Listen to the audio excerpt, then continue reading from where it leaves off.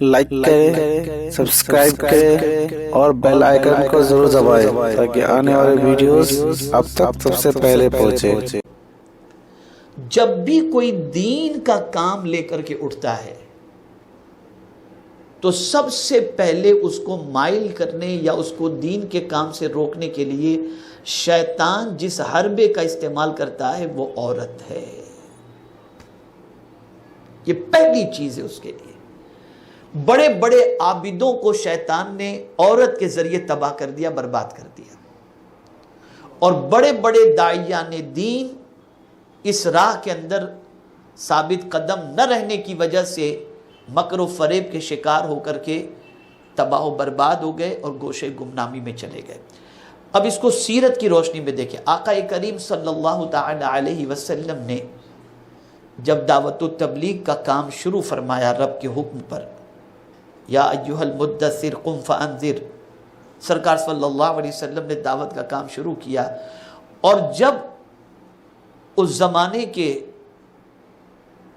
سربراہوں نے دیکھا، رؤسا نے دیکھا، قبیلے کے سرداروں نے دیکھا کہ حضور صلی اللہ علیہ وسلم کی دعوت کسی حد تک مؤثر ہو رہی ہے تو وسوسہ پیدا ہوا ان کے ذہن میں۔ اور وہ وسوسہ کیا پیدا ہوا کہ حضور صلی اللہ تعالی علیہ وسلم چونکہ صادق الوعد الامین، لوگ ان کی باتوں کو مانتے ہیں اور ان کے جیسا سچا انسان کوئی دوسرا اس وقت دنیا میں نظر نہیں آتا، تو کہیں ان کے ماننے والوں کی تعداد بڑھ گئی تو کہا اب ان کی دعوت کو روکا جائے۔ تو پہلی آفر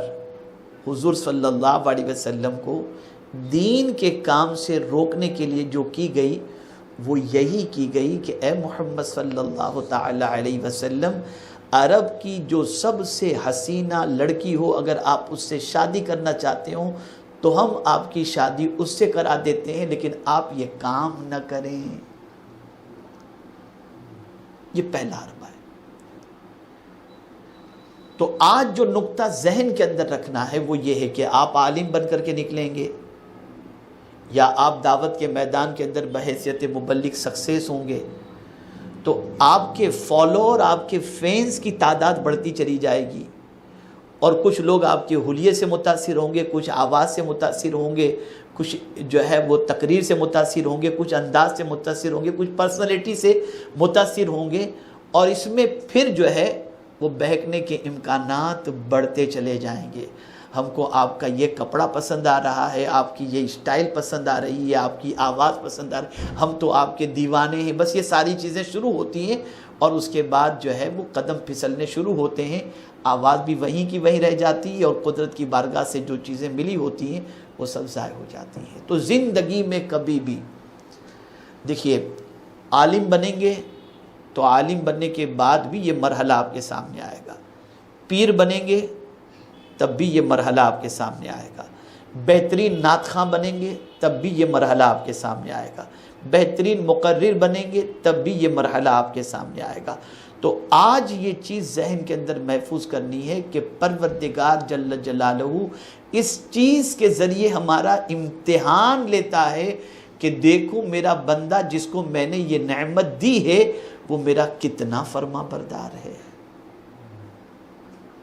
اس لیے کہ اس کو قرآن نے مینشن کیا ہے۔ یہ محبت کیوں اللہ نے مزین آراستہ کیوں کی؟ یہ محبت ایک سوال ذہن میں آتا ہے جب بھٹکنے کے امکانات ہیں تو آراستہ کیوں کی؟ اس کو دوسری آیت میں پروردگار نے فرمایا اِنَّا جَعَلْنَا مَا عَلَى الْأَرْضِ زِينَةً لَهَا لِنَبْلُوَهُمْ أَيُّهُمْ أَحْسَنُ عَمَلًا۔ اسے آراستہ کرنے کی سب سے بڑی وجہ یہ کہ اللہ تمہارا امتحان لینا چاہتا ہے، امتحان لینا چاہتا ہے۔ اور میں یہ سمجھتا ہوں اس راہ کے اندر خاص طور پر نوجوان مبلغ اور خاص طور پر نوجوان عالم کے لیے بڑے مسائل ہوتے ہیں، بڑے مسائل ہوتے ہیں۔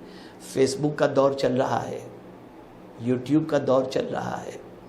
اور اس پہ قدم کے بہکنے کے اندر کوئی دیر نہیں لگتی، پلک کے جھپکتے آدمی دیوانہ بن جاتا ہے،